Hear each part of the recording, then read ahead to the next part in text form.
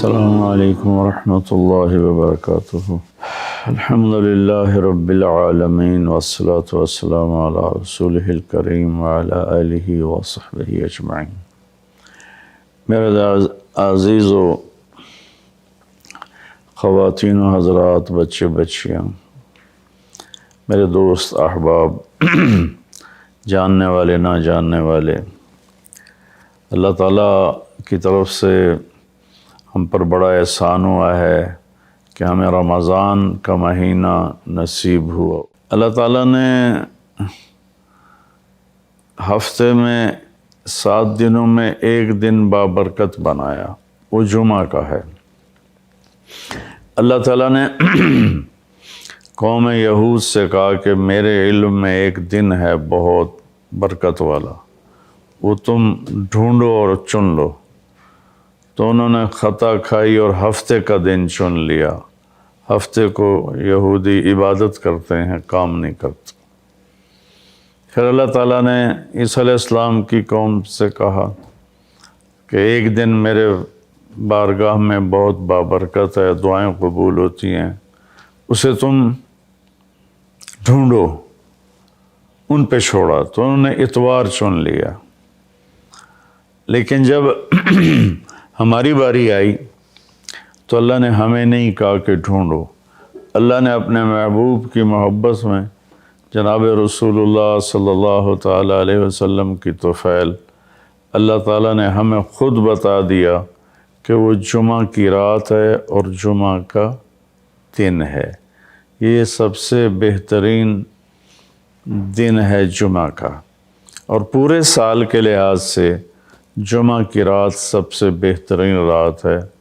خصوصی طور پر پھر شب قدر سب سے اعلیٰ ہو جاتی ہے، لیلۃ القدر سب سے اعلیٰ ہو جاتی ہے۔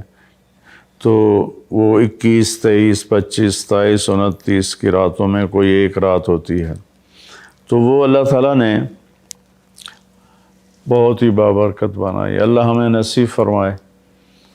تو جمعہ کا دن اللہ تعالیٰ نے پسند فرمایا۔ اس میں ایک گھڑی دعا کی قبولیت کی ہے، وہ چھپی ہوئی ہے۔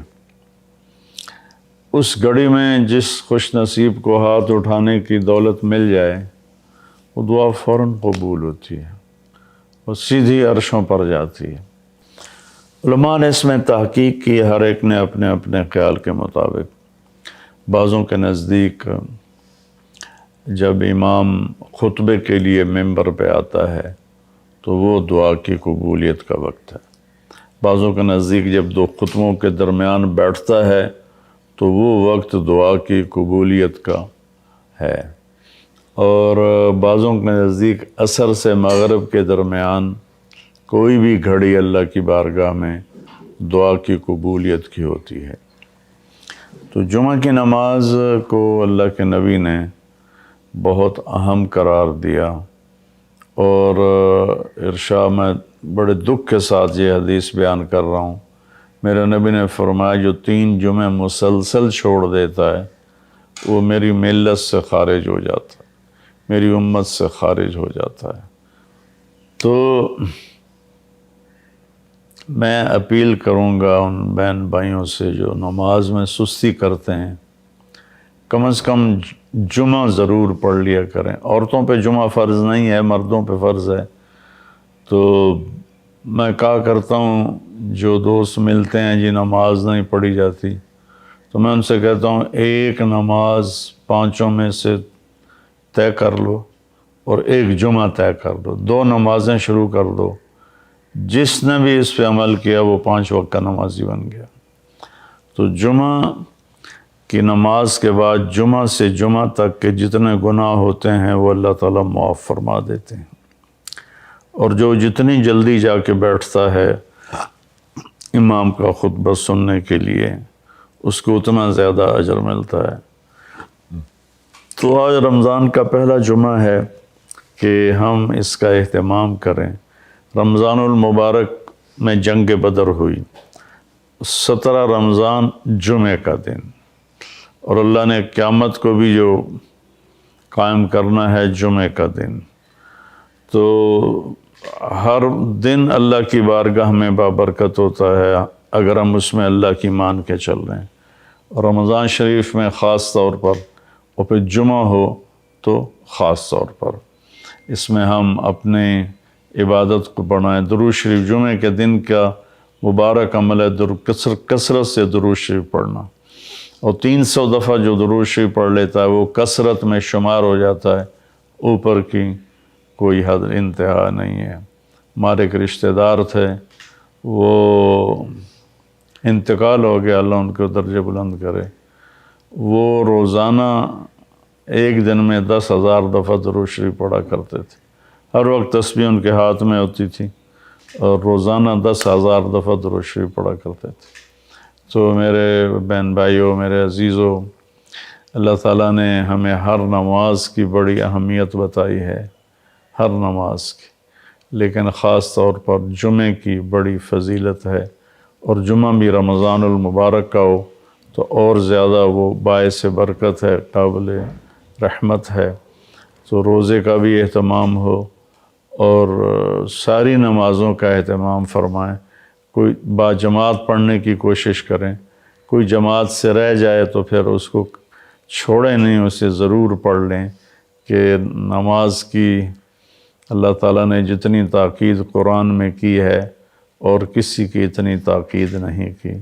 اور اللہ تعالیٰ نے 10 دفعہ اقیموا الصلاۃ اقیموا الصلاۃ اقیموا الصلاۃ وآتوا الزکاۃ، تو 10-12 دفعہ اللہ نے قرآن میں براہ راست حکم کیا اقیموا الصلاۃ وآتوا الزکاۃ. اور ادھر اللہ پاک کی رحمت کے دروازے کھلے ہوئے ہیں. اللہ کا عرش پہلے آسمان پر ہے، جنت کے دروازے کھل چکے ہیں، جہنم کے دروازے بند ہو چکے ہیں. اور میرے نبی کا فرمان ہے کہ اگر میری امت کو پتہ چل جائے رمضان کیا ہے تو تمنا کریں گے کہ سارا سال ہی رمضان ہو، اتنی اللہ کی رحمت ہوتی. اللہ نے فضل فرمایا، صرف 1 مہینے کے لیے ہمیں اللہ تعالیٰ نے اس کا پابند کیا. تو میرے بھائی بہنوں، اس مہینے کو قیمتی بناؤ. کسی سے ہم لڑے ہوئے ہیں، ہم صلح کر لیں. مرنے والے سے پوچھو کہ لڑائی کا کیا نقصان ہوتا ہے. مرنے والے سے پوچھو دنیا کی دوڑ کا کیا نقصان ہوتا ہے. مرنے والے سے پوچھو ماں باپ کی نافرمانی کا کیا انجام ہوتا ہے. امام بخاری رحمۃ اللہ علیہ نے ایک واقعہ نقل کیا ہے کہ ایک گاؤں میں ایک نوجوان کو دفن کیا گیا. تو عصر کے بعد اس کی قبر پھٹتی اور وہ قبر سے نکلتا، اور اس کا چہرہ گدھے کا ہوتا تھا، اور وہ 3 دفعہ گدھے کی آواز میں آواز نکالتا تھا. پھر وہ قبر میں گرتا تھا، قبر مل جاتی تھی. تو لوگوں نے اس کی ماں سے پوچھا کہ یہ کیا چکر ہے. تو اس کی ماں نے بتایا کہ شرابی تھا، شراب پیتا تھا، تو میں اسے روکتی تھی نہ پیا کر. تو وہ آگے مجھے کہتا تو کیا گدھے کی طرح آوازیں نکالتی رہتی ہے، مجھے نہ سنایا کرو.